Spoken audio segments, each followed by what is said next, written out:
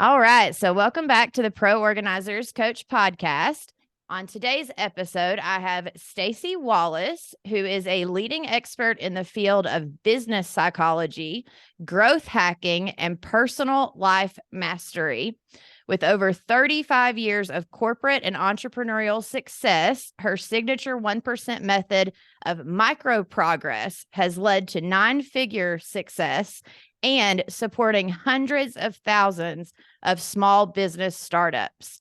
As the author of the breakthrough book, Fueled by Fire, a how-to book written to equip readers with the spiritual and tool set needed for powerful discernment in the boardroom, whether on stage or online, Staci uses her unique warrior story of miraculous physical and financial breakthroughs to teach other business leaders how to turn setbacks into monumental comebacks. So thank you, Staci, for being on the podcast.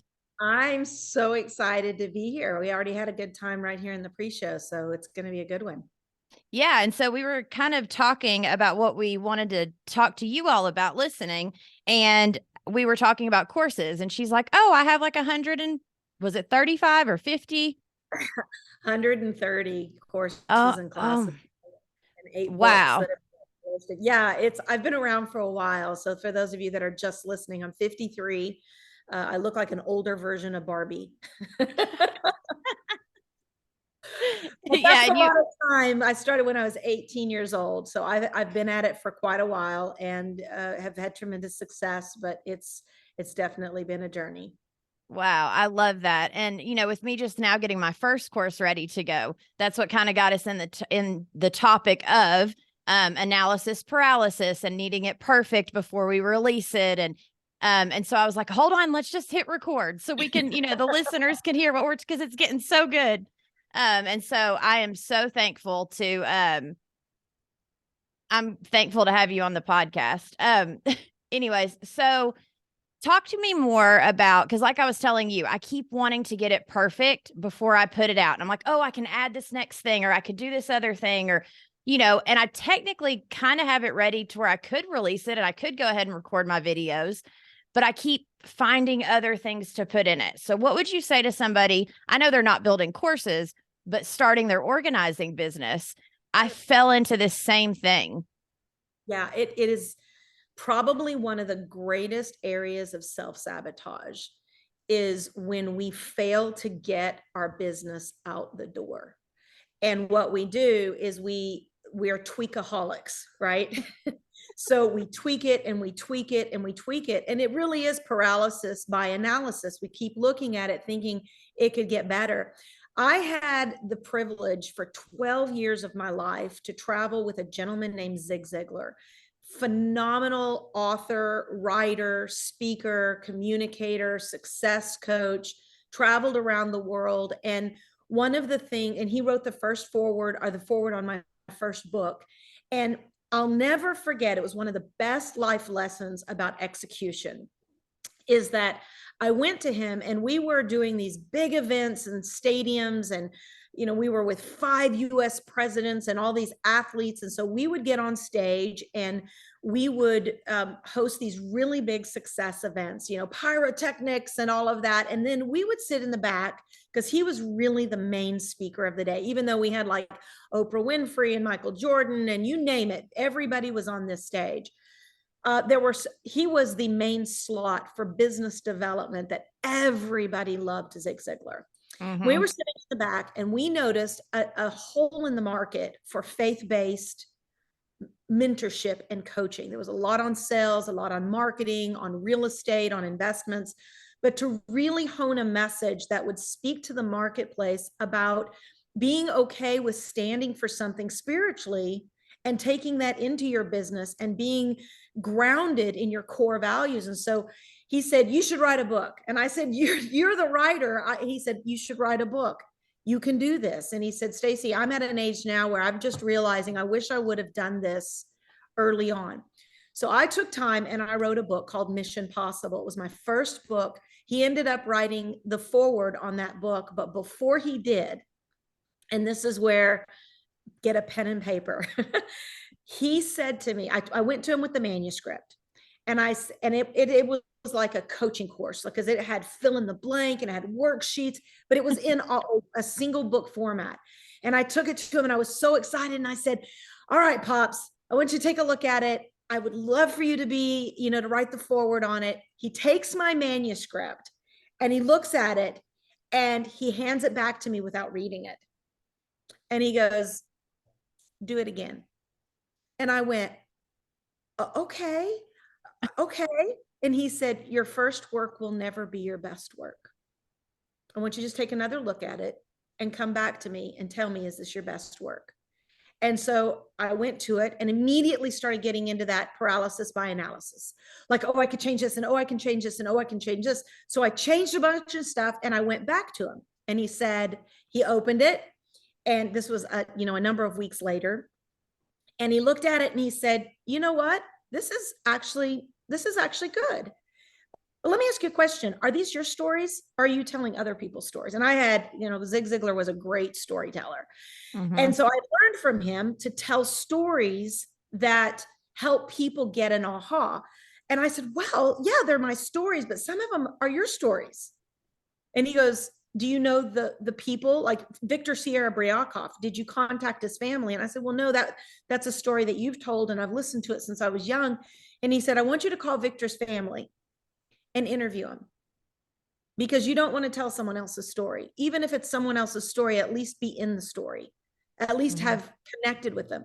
He taught me something that day, that it's not about tweaking it to get better.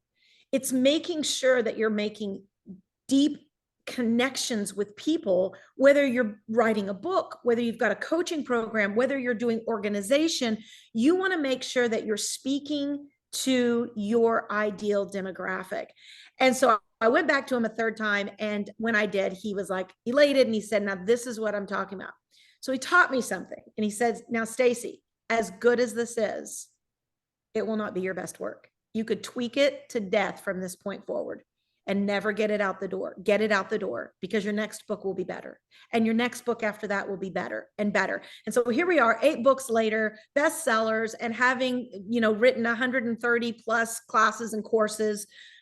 I've learned that it's okay to build the plane while it's flying. It's okay to build your coaching program while it's in its innovation process. In fact, we do everything live, even inside of our university model called Fuel by Fire, because I know I might teach a class and a program. I won't know how that reaches the people until I'm reading the chat. So I've got to get it out the door so I can see what are saying, oh my gosh, to what are people commenting about, what are they sharing? And that means that our programs and our classes are always evolving. So it means get it out the door. You're probably going to fix it, but at least get it to where you can be selling it. You can change people's lives with it. If it stays on your shelf, nobody's life will be changed and you'll never see monetization. Yeah, absolutely. We actually, inside of my membership, which is my group coaching, we just last night had a call, and one of the girls on there, she was saying how, she was getting stuck on the price and she was kind of getting stuck in a few spots. And we talked about that and about how it's okay to shift things. Like as you work with clients, you're going to see, oh, I like this. I don't like this. Or, oh, this worked with, my clients and I really enjoyed that, but I don't really like this other thing. But as you work with clients, it's the only way to build your business.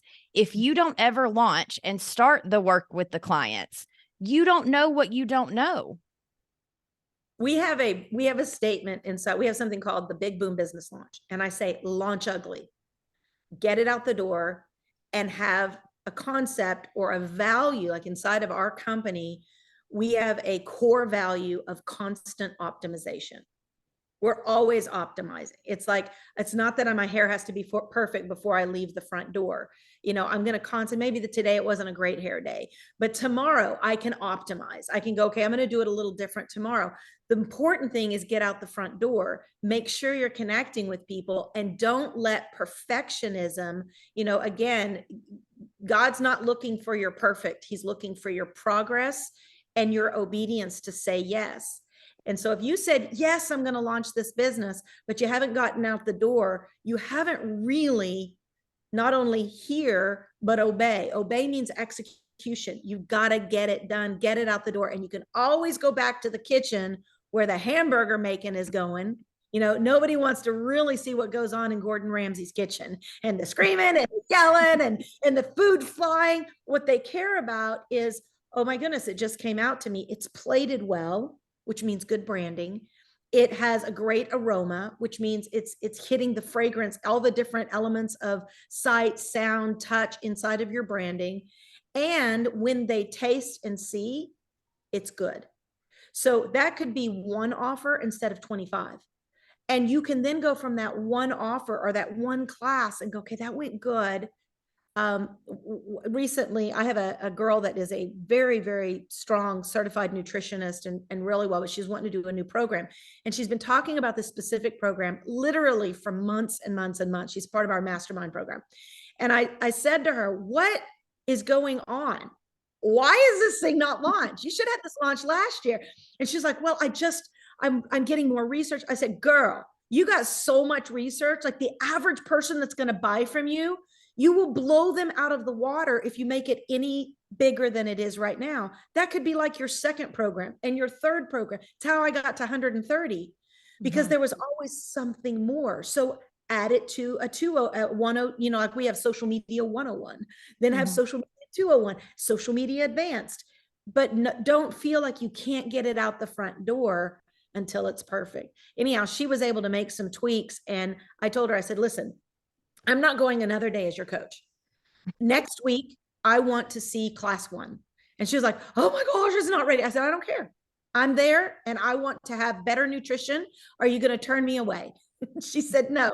I said, okay, I'm going to be in your class if I'm the only one. She says, well, you will be the only one. I said, great. I'm going to show up. And I want you, she did it. And quite frankly, she was way too intelligent. Right. It was phenomenal information, like amazing. Like she's so smart, got all this pedigree. And I said, girl, I don't have a clue what a lot of those words mean. You need to dumb it down. So she was spending so much time on research and she outpaced and out-researched the market. I told her, dial it back.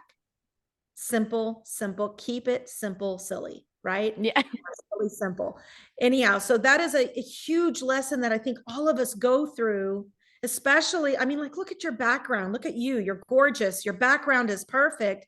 We want everything we do to show up perfect, but we got to remember the average person doesn't have that. They're looking to get that. What they need is a voice of hope, help, healing, and direction to get them started. Yeah. And it reminds me of with the group coaching program and membership that I have. So back when I launched it, which was at January 1st of this year, before that, at the end of last year, God was like, all right, just start showing up, just start doing free group coachings. And I started doing them. And then he gave me the next step and he was like, all right, now let's figure out if we can put this in a membership. And so I did that step. And literally the women that I've shown up for and that I've walked with, it every month it evolves where I'm like, oh, I did too many group coaching sessions this month. Got to dial it back because, you know, people are losing a little bit of interest. Then, and we think the more we give sometimes, the more valuable it is. When really what I just learned last month was the less often that I was offering a group coaching session, the more people that showed up because they didn't just automatically assume, oh, there's another one later this week and I'll show up to that. It became more valuable because it was actually less often and not so much in their face and so much stuff. And it's exactly what you're talking about with her, where she was offering too much value. She passed up and she just needed to dumb it down and keep it simple. And we forget that all the time. Well, we're thinking through our filter. And what we really need to do is think through the filter of our market. Like, so 95% of the people that come to our program, we have a phenomenal ad strategy. 95, and we're a high ticket program that starts at $23,000 and goes up to over 100,000. So we have a very specific market of who we're targeting. Now we start with people who are just scratch starting out, but they're done with the tinkering. They're ready to build a business. So when we run ads, they've got to be super specific. And then we've got to know there are people everywhere looking for what you've got. So how you package yourself as a, like you're saying, just throwing it all out there, or being a specialist that you're going to give it to where they can consume it and apply it. There's a lot of consumption right now because so many coaches are giving free content. So consumption is high, execution is low. Because if execution was high, we would see people's bottom lines flying through the roof. So even as coaches, those of you that are building your business right now, just remember, you don't have to give them a ton of content. What you need to give them is applicable content with a very clear call to action on every class or on every chapter, whatever it is that you're doing, and make sure that you're giving them bite-sized morsels that they can leave you in a setting and go apply it to get progress. So it's moving the needle for, it's what we call the 1% method. The 1% method is a method of micro progress where we break people out of trying to be in the top 1%, right? It's way too big of a goal to try to figure out, how am I going to be number one in my network marketing company, number one in the area of organization, and I love that. There's books about like good to great. What can you be number one in the world at? And then there's books like The One Thing. What is the one thing you can do today that's going to move the needle forward? So our 1% method is a method of micro progress. It's what my TEDx is about. So it's a method of micro progress where you basically look at the big 7 areas of your life and business: faith, family, finance, fitness, focus, freedom, and fun.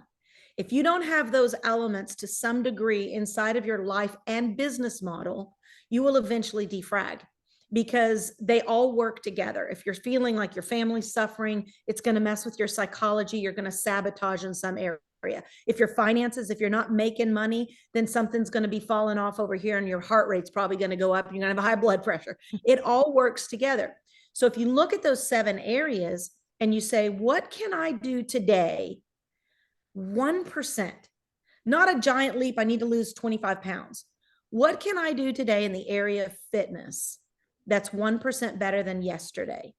And it could be, you know what, tonight I'm not going to watch that TV show. I'm going to get up and I'm going to go for a walk. That's 1%.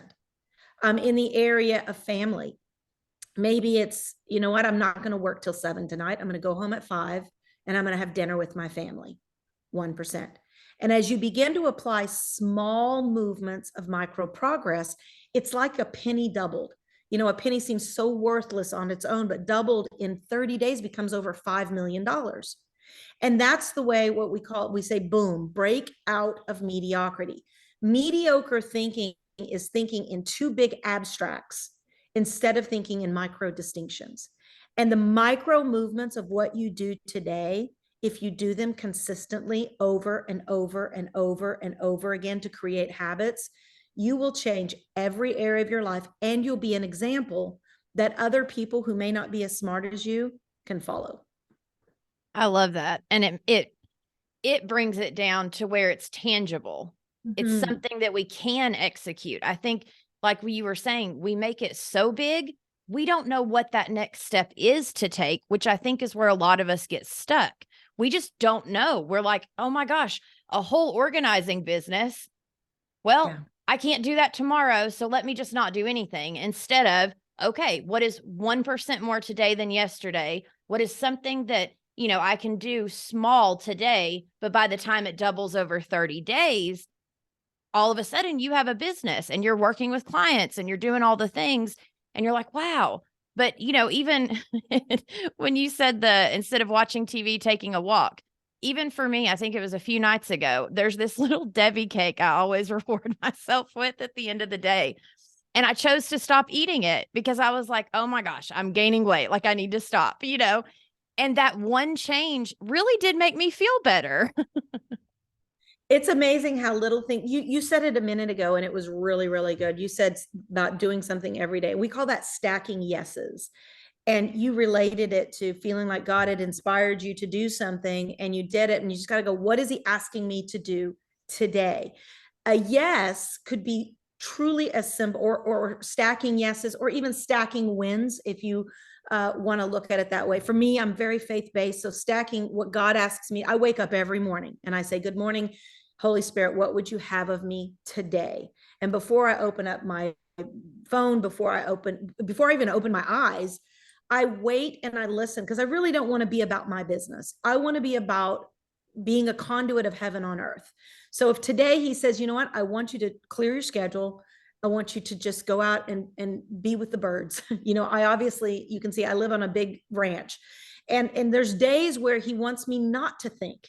He wants me to just be with him. And I want to be available to that. So that would be a yes, right? I'm stacking yeses. It could be he gives me a name before my face, or I see somebody's face and I feel like I need to just call him and give him a word of encouragement.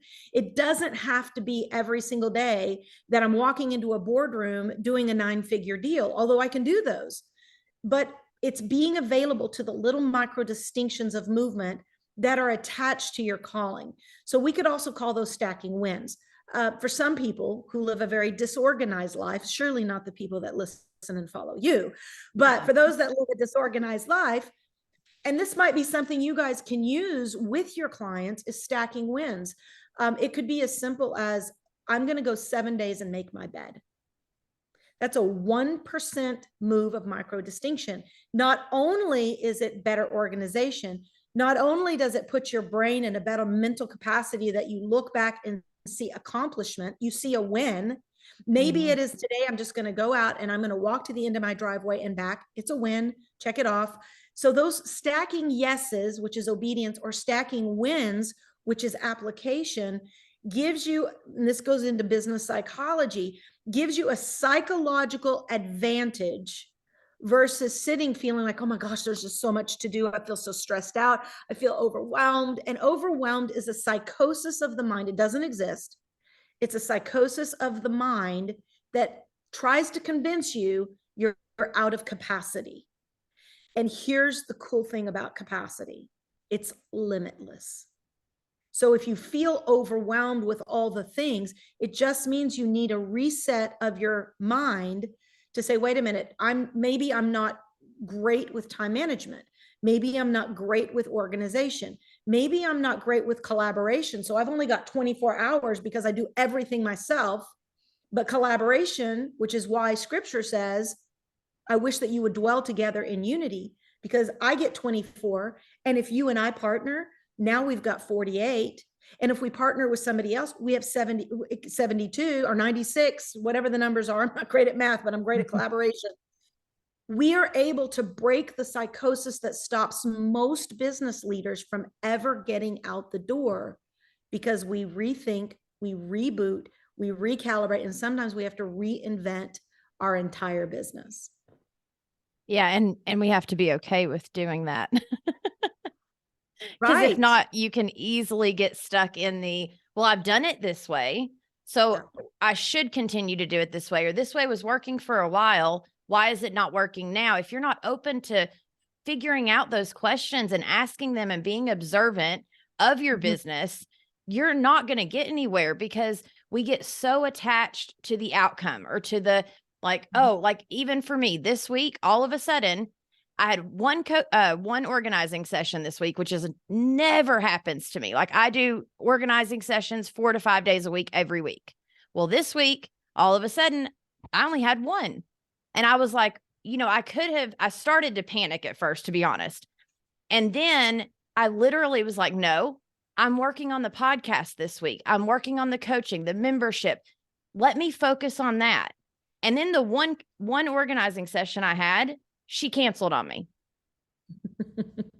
And I was like, okay, God, I guess we're spending more time in the office this week. Instead of just being like, oh my gosh, I'm horrible, I have no clients, this isn't working. I was like, no. I have a launch coming up for the membership from September 1st through the 10th. I need to be focusing there right now. So of course, God opened up my schedule this week, right, or I wouldn't have gotten anything done. And that's where voices come to kill, steal, and destroy your progress. If you have, I'll never forget in 2000. So like I said, we've been around. We took a company public at $1.2 billion market cap back in the early 2000s. We semi-retired. We were like 36 years old, was in telecom. And we're like, we're done for life. Now we can do whatever we want to. So we moved to Arkansas and we started a nonprofit organization we rescue women and girls. And this was 2007. And everything was amazing. And it's like, this is so great. And so we're pouring all of our money into this nonprofit organization. And then 2008 hits. And it's like, ah! And we were crushed financially in 2008 and 2009, like crushed. Like we were like, we're giving away all this money. Surely God's going to just turn it around. And honestly, our story is pretty phenomenal, but we've had multiple times where he's had us either go through setback like that, or in 2017, where we were at our highest peak earning potential and we were making more money than we'd ever made in our lives. He asked us to give it all away to the poor and to feed the homeless. So both my husband and I at the same time stepped out of our careers and gave all our money away. It's a crazy story. But back in 2008, my husband was laying on the floor.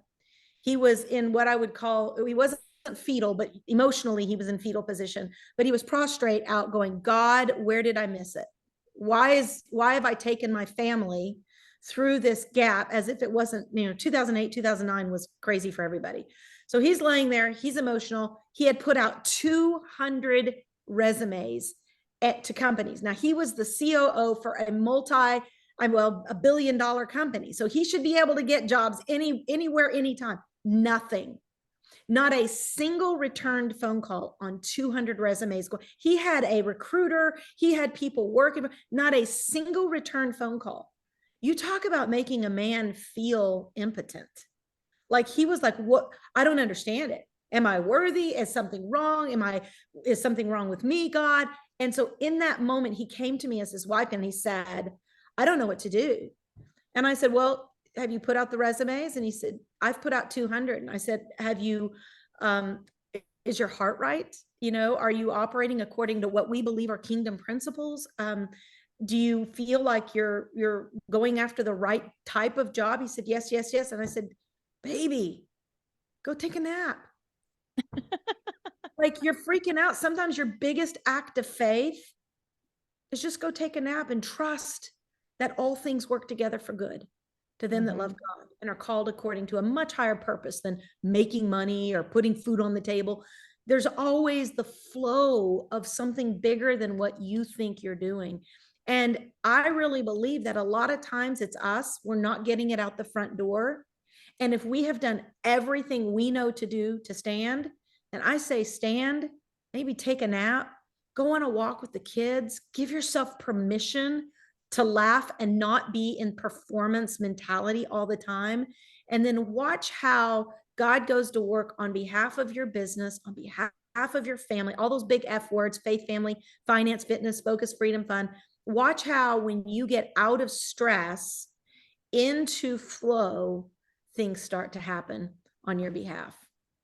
Yeah, I love that. And honestly, I love how, just like I mentioned earlier, the group coaching session we had last night, it's like God's bringing these things up in my life and for me to talk about, but it's literally our conversation is going exactly with that, where we were talking about like our mindset and just making sure that, whether you want to call it being in the right posture, whether you want to call it trusting, like whatever it is and whatever you want to call it, if we're not in that place of knowing that, okay, I've done everything I can, it is what it is. That's my favorite saying. That's how I remind myself. I'm like, it is what it is. Like, I can't do anymore, because I used to be that person that was like, no, I have to fix this. I have to do this. I've got to get all the things done, do all the things, make sure everything's perfect. But God can't bless that. Our hands aren't open. We're like this. We're like, I can do this.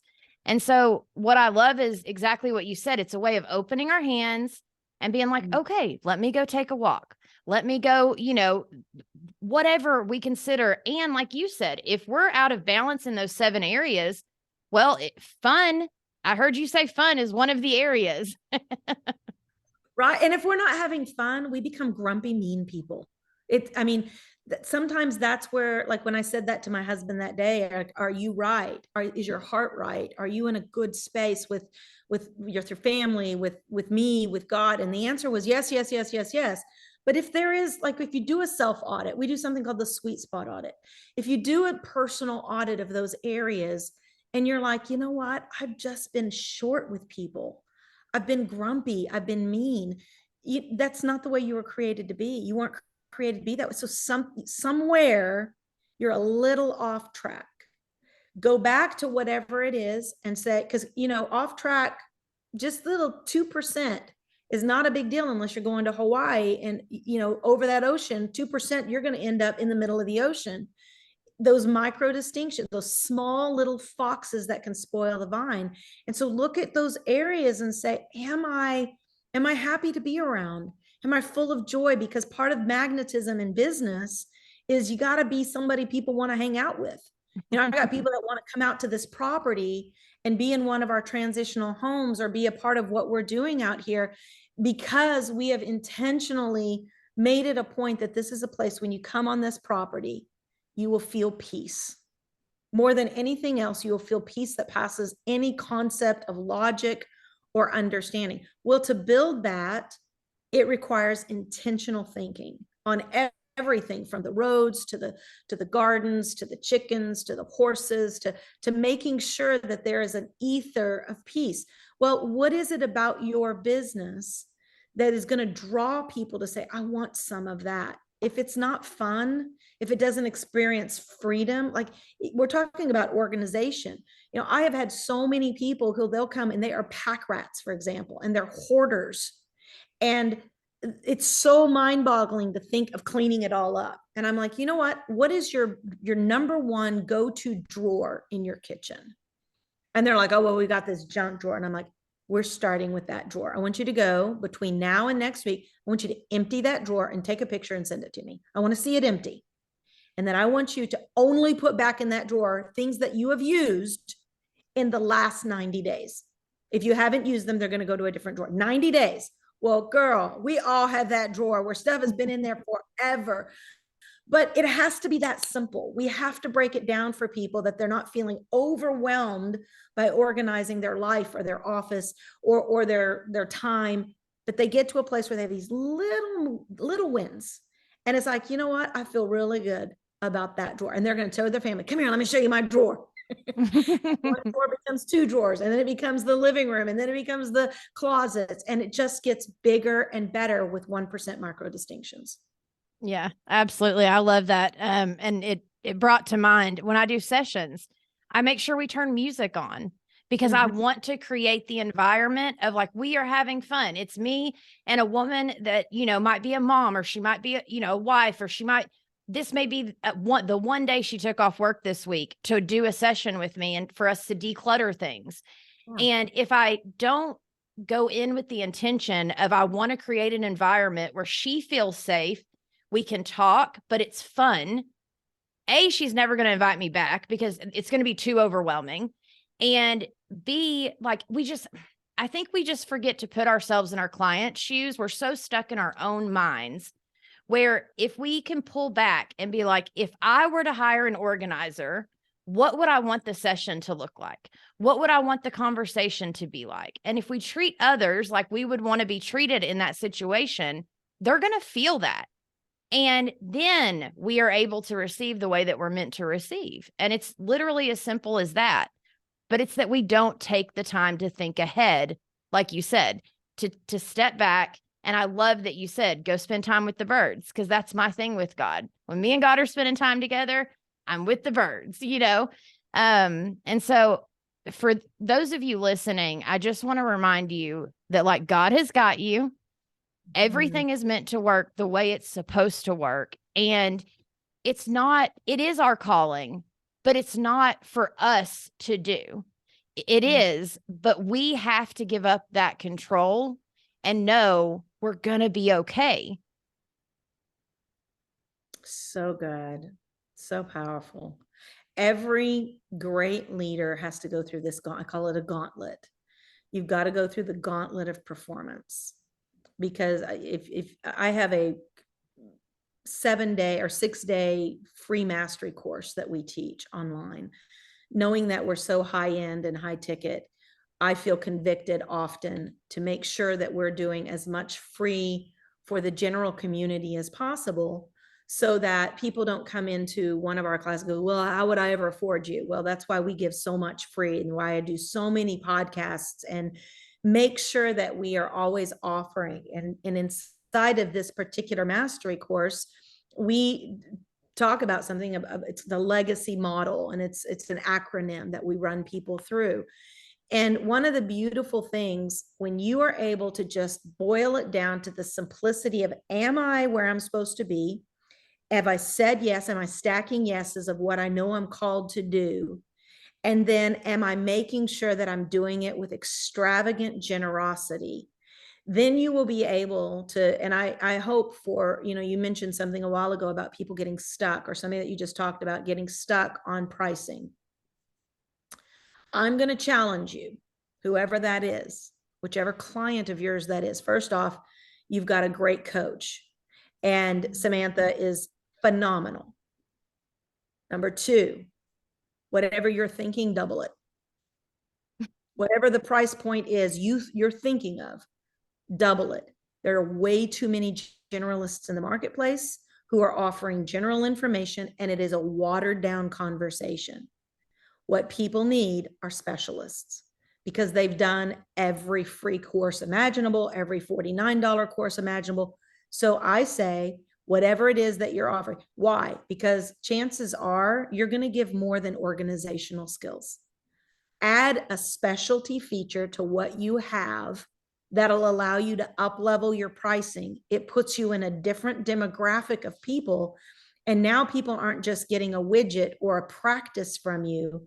They're actually getting us. It's like going, I can have somebody operate on my brain, but I'm going to find out who is the specialist on my brain. And then for me personally, I'm going to find an incredible brain surgeon that is also sharing my faith.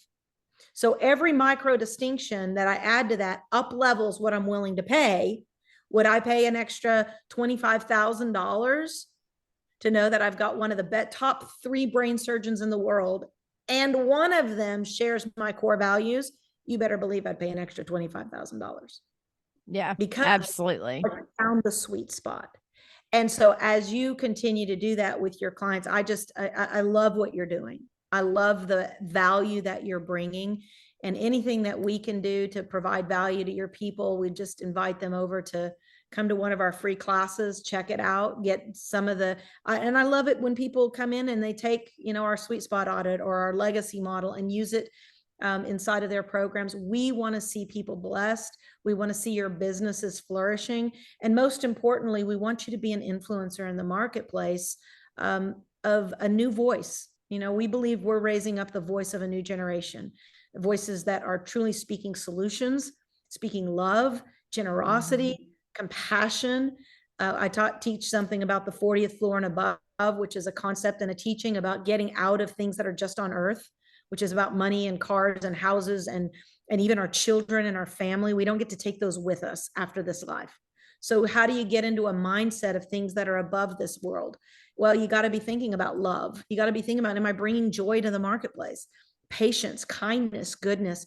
And when you do that, you become incredibly magnetic, because it's the missing link for all those people who are disorganized. They're not disorganized because they don't know where to put their keys. They're disorganized because something's missing in their life. And if you can become the specialist that provides that, it'll be like a silver platter, not a Whataburger cheeseburger. It'll be like a Ruth's Chris dining experience. Yeah, I love that. And for you listening, we will make sure to put all of her links in the show notes of where you can find her. And Staci, I myself am about to go get anything free I can from you, because after us meeting, I am so drawn to you, and so exactly what you said, because you're showing up with love and joy and excitement, it's magnetizing me to be like, oh my gosh, I want to take that, Yeah. And so for all of you listening, please, please, please go take anything you can of Staci's. I am so excited to share the links and share with them. And I thank you so much for coming on the podcast. I truly do. And what you're doing for the women and kids. And, it's one thing to, like you said, gain all this money and gain all of this, whatever. But if on the other end, you're not blessing people with it, then what are you doing with it? And so I love the fact that you all are, helping people, and that you have a nonprofit that is specifically helping people. So that way you can, keep being kind of the conduit that blesses others through what you all are doing. There is a principle that we teach, obviously in our faith, we believe in tithes and offerings and giving. But we believe going way beyond that. We think that's kind of old school, Old Testament, old thinking. We believe in giving all, and we've done that. So that's why it's a little easier for us than some people who've never given everything of themselves, and to see that, believe it or not, you don't implode, you don't die, you don't suffocate, you don't starve to death. There is an economy, an economic system that's out of this world, but you can't tap into it with talent or abilities. You've got to tap into it through obedience and listening and meditation. And so there's a beautiful journey that I think awaits, Samantha, even you. I don't think it's by accident I'm on your podcast. I think the people that are listening to you, God has drawn them to you. You are going to become a source of hope, help, and healing to them. But through you, I believe that heaven needs ambassadors and needs conduits of, yes, we connect on the marketplace, but it's more important we're connecting through the heart of helping people live purpose-driven, faith-based, highly profitable lives and businesses that create generosity. And, we started off at 10%, and then we went to 20%, and then we went to 30%. And we've been blessed to go, and our dream is to be 90%, like JC Penney's, to give 90% and be able to function and build our business and everything off 10%. We follow David Green, who is the Hobby Lobby. He's over 50% giving. It's an $8 billion organization, 50% giving off their profits. So when you get into that mindset about, instead of being sticky with what can I get, becoming a conduit of how much can I give, you tap into a whole different level of abundance. And I look forward to walking out that journey with you, and can't wait to see you in one of our programs.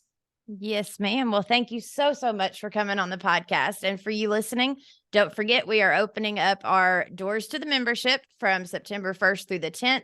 And it's the only time that you can join through the rest of 2023. So please come over, and we've got workshops, we've got coaching, we've got co-working sessions, but more importantly, we have each other. And that is what I am in the process of building, because I believe in everything we just talked about. I believe in supporting each other and making sure that you know that other women have your back as you're walking this journey out. And so again, just go to proorganizerscoach.com, and thank you, Staci, for being on the podcast. My privilege.